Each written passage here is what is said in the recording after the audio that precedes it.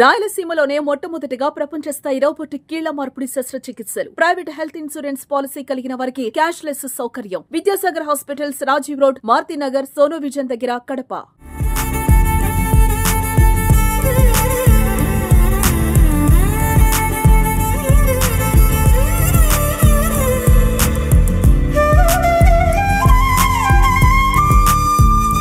అత్యంత ప్రతిష్టాత్మకంగా జరుగుతున్నటువంటి మహానాడు కడపలో నిర్వహించడానికి అన్ని ఏర్పాట్లు చకచకా జరిగిపోతున్నాయి. రేపు ఉదయం నుంచి కూడా షెడ్యూల్ ప్రకారము 3 రోజుల పాటు మహానాడు నిర్వహించనున్నారు. అయితే రాష్ట్ర వ్యాప్తంగా నలుమూలల నుంచి వస్తున్నటువంటి టీడీపీ కార్యకర్తలకు, అభిమానులకు పసందైన వంటకాలతో వాళ్లకు భోజనం ఏర్పాటు కూడా పార్టీ చేస్తూ ఉంది. ఘనంగా దానికి సంబంధించి ఏర్పాట్లు జరుగుతున్నాయి. ఈ భోజనాల నిర్వహణ మొత్తం చూస్తున్నటువంటి శివాజీ గారు మనతో ఉన్నారు. ఆయన అడిగి తెలుసుకుందాం. సార్, ఏంటి ఈ మహానాడుకు వస్తున్నటువంటి కార్యకర్తలందరికీ ఎలాంటి పసందైన భోజనాలు మీరు ఏర్పాటు చేయబోతున్నారు?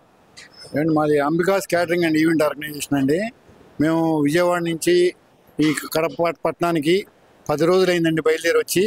మా యంత్రాంగం అంతా కూడా 1500 మంది పనివారు, ఒక 1000 మంది సప్లయర్స్తో మేమందరం కూడా బయలుదేరి ఇక్కడికి వచ్చామండి. మేము తెలుగుదేశం పార్టీ మాకు 2014 సంవత్సరం నుంచి కూడా గత 11 ఏళ్ళుగా పార్టీ పరంగా అన్ని ముఖ్య ఘట్టాల్లోనూ మేము సేవ చేస్తున్నామండి. ఈ పండగ, మహానాడు పండగ కార్యకర్తలకి పెద్ద పండగ.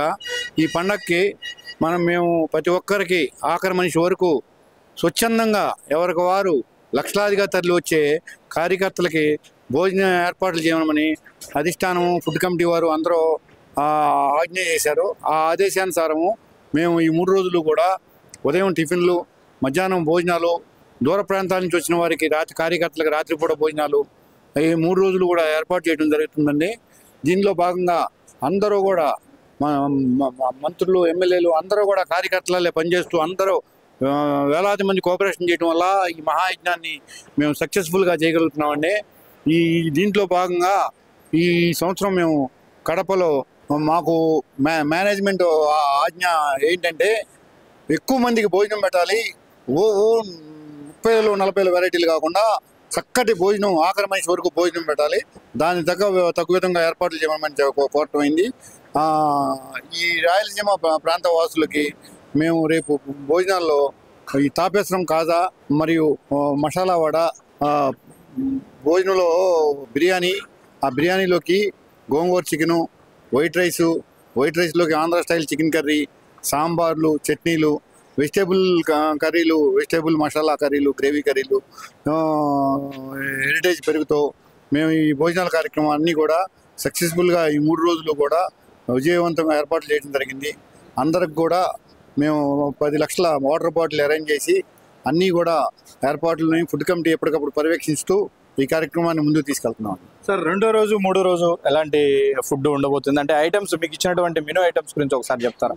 మామూలు 2వ రోజు అయినా సరే మనం అల్లూరి మైసూర్ పాకు, చక్కెర పొంగలి, అలాగే ఫ్రూట్ హల్వా, ఈ స్వీట్లతో మేము ఎన్టీఆర్ పుట్టినరోజు నాడు కూడా కార్యక్రమాన్ని విజయవంతంగా చేస్తున్నామండి.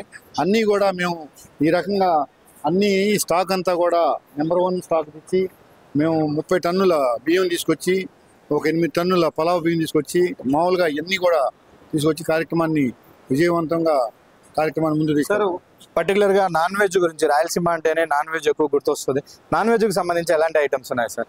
నాన్ వెజ్లో ఓవర్ రకాలు కాకుండా చికెన్లు, మటన్లు ఆ కార్యక్రమాల వరకే పెట్టి, ఎగ్గు ఒక 70,000 ఎగ్ తీసుకొచ్చి, ఎగ్గు, బాయిల్డ్ ఎగ్స్ అవన్నీ పెట్టి ఆ కార్యక్రమాన్ని విజయవంతం చేస్తున్నాం. 3 రోజుల పాటు వస్తున్నటువంటి కార్యకర్తలకు, నాయకులందరికీ కూడా పూర్తి స్థాయిలో భోజనాల ఏర్పాటు చేశారు. అందులో రాష్ట్ర వ్యాప్తంగా ఫేమస్ అయినటువంటి స్వీట్లతో పాటు అనేక రకాల వెజ్ ఐటమ్స్తో పాటు నాన్ వెజ్ ఐటమ్స్ కూడా ఉండబోతున్నాయి. గోంగూర చికెను, మటన్ లాంటి ఐటమ్స్ కూడా పెట్టబోతున్నాము అని చెప్తున్నారు. అలాగే ఎగ్గు, చికెను, మటన్తో కూడినటువంటి భోజనాలు ఉంటాయి 3 రోజుల పాటు. 3 పూటల, అంటే రాత్రి వేళలో ప్రోగ్రాం అయిపోయిన వెంటనే స్థానికంగా ఉన్న వాళ్ళు ఎక్కువ మంది వెళ్ళిపోతూ ఉంటారు. అయితే దూరం నుంచి వచ్చిన వాళ్ళందరూ కూడా ఇక్కడే భోంచేయాల్సి ఉంటుంది. కాబట్టి వారందరికీ, అంటే 10 లక్షల మందికి భోజనాలు పెట్టాలి అన్నదాన్ని టార్గెట్గా పెట్టుకొని తమకు ఆదేశాలు వచ్చాయి. ఆ మేరకు భోజన ఏర్పాట్లు చేస్తున్నామని చెప్తూ ఉన్నారు. అంటే ఎక్కువ ఐటమ్స్ పెట్టి